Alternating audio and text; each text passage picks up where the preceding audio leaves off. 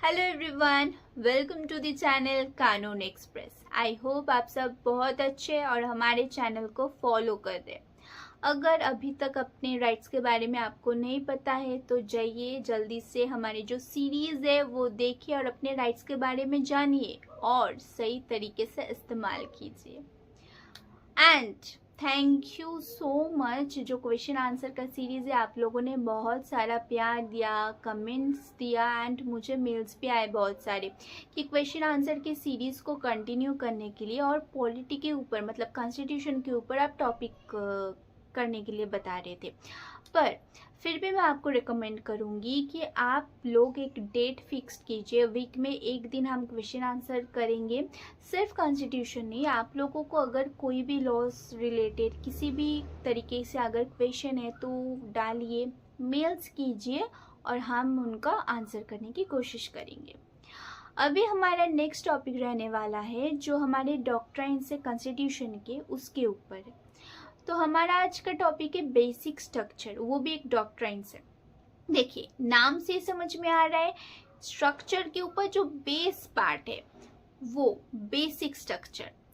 Article 368 जो parliament को power देता है कि किसी भी लॉ को आप अमेंड कर सकते हो, पर ये जो कॉन्स्टिट्यूशन पावर देता है उसके साथ लिमिटेशन भी देता है। तो बेसिक स्ट्रक्चर उसी लिमिटेशन की बात करता है। ये जो बेसिक स्ट्रक्चर ये बहुत ही लैंडमार्क जजमेंट से आया था, जो एक Kesavananda Bharati versus state of Kerala. I know first year के लॉ के स्टूडेंट या फिर जो अभी तक एलएलबी का एंट्रेंस की प्रिपरेशन करे उनको ये जजमेंट बहुत अच्छे से पता है करके। इन जजमेंट के बारे में पता होना भी चाहिए। तो ये जो जजमेंट में हेल्ड हुआ था कि जो कॉन्स्टिट्यूशन का जो बेसिक स्ट्रक्चर है वो पार्लियामेंट अमेंड नहीं कर सकता है। तो ये चलिए जानते हैं कि बेसिक स्ट्रक्चर में आता कौन से है। First, supremacy of the constitution, मतलब कॉन्स्टिट्यूशन के ऊपर कोई लॉ नहीं। मतलब आप आज चल के कोई लॉ बना दिया कि ये कॉन्स्टिट्यूशन के भी ऊपर मतलब संविधान के भी ऊपर चला जाएगा, तो ऐसा कुछ भी नहीं होने वाला है। तो पार्लियामेंट ऐसा कुछ नहीं कर सकता है। सेकेंड, रूल ऑफ लॉ, मतलब आर्टिकल 14 जो बताते हैं। अभी आप लोग कमेंट करके हमें बताएंगे कि आर्टिकल 14 में क्या लिखा है, तो चलिए जल्दी से कमेंट कीजिए। तो रूल ऑफ लॉ ये बताता है कि लॉ की नज़रों में सभी समान माना जाएगा, चाहे वो कोई नेता हो, मंत्री हो, कोई रिच हो, कोई पुअर हो, या फिर डॉक्टर, लॉयर्स, पुलिस ऑफिसर, किसी भी कास्ट का हो, लॉ की नज़रों में सारे को इक्वली ट्रीट किया जाएगा। ठीक है। अभी जो बात आता है कि लॉ के ऊपर कुछ नहीं, जैसे कि पहले के ज़माने का होता था, राजा होता था, मंत्री होता था, तो लॉ जो बनाते थे वो राजा मंत्री लोग बनाते थे, मतलब लॉ के ऊपर भी राजा मंत्री लोगों का हाथ होता था। पर डेमोक्रेटिक में लॉ ही सब कुछ है, लॉ के ऊपर कुछ नहीं है। Third, separation of the power, हमारी जो गवर्नमेंट है उसका 3 बॉडी है। कौन से है? फर्स्ट, लेजिस्लेटिव, मतलब पार्लियामेंट जो लॉ बनाता है। सेकंड, एग्जीक्यूटिव, मतलब जो लॉ बनाया है उसको एग्जीक्यूट करता है। पुलिस ऑफिसर हो गया, हमारे गवर्नमेंट हो गया, एसडीओ, डीएम, ये सब हमारे लॉज को एग्जीक्यूट करता है। थर्ड, हमारी जुडिशियरी, मतलब जो लॉज बनाया है वो इंटरप्रेट करता है, मतलब समझे कि ऐसा लॉज बना दिया जो कॉन्स्टिट्यूशन का वायलेशन कर दे रहा है, जो आर्टिकल 14 का वायलेशन कर रहा है, 16 का वायलेशन कर रहा है, तो उस लॉ को अल्ट्रा वायरस डिक्लेयर करता है हमारे जुडिशियरी। तो समझ रहे पार्लियामेंट और जुडिशियरी के बीच में कैसे कन्फ्लिक्ट होता है।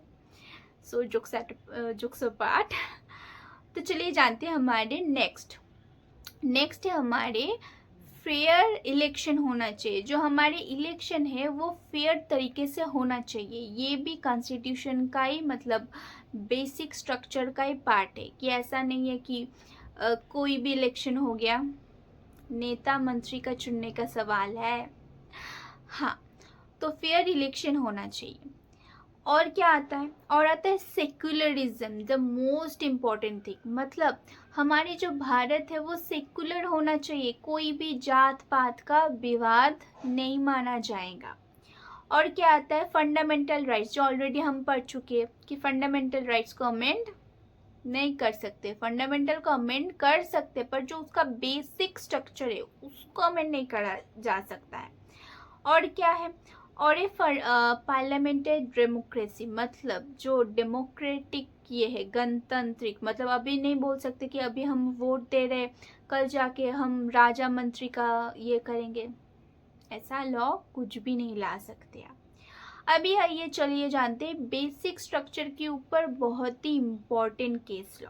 फर्स्ट, इंदिरा नेहरू गांधी वर्सेस राजनारायण, जिसमें फ्री एंड फेयर इलेक्शन का जजमेंट आया था कि ये बेसिक स्ट्रक्चर के अंतर्गत पड़ते।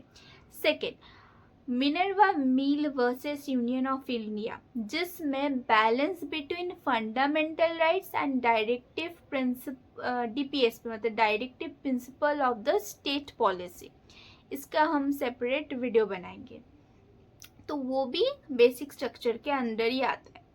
थर्ड, वमन Rao versus Union of India, मतलब ये ऐसा बोल रहा है कि ये जो डॉक्ट्रिन्स है वो अप्लाइज होगा जब केशवानंद भारती केस आ गया उसके बाद से ये अप्लाई होगा, ना कि उसके पहले से, तो ये हेल्ड करता है। आई होप ये वीडियो से आपको बहुत जानकारी मिली हो। अगर कोई भी क्वेश्चन हो, क्वेरीज हो, देन आपको तो पता ही है, let us know in the comment section. Thank you for watching this video. If you like this video, then like, share and subscribe this channel. Jai Hind, Jai Bharat.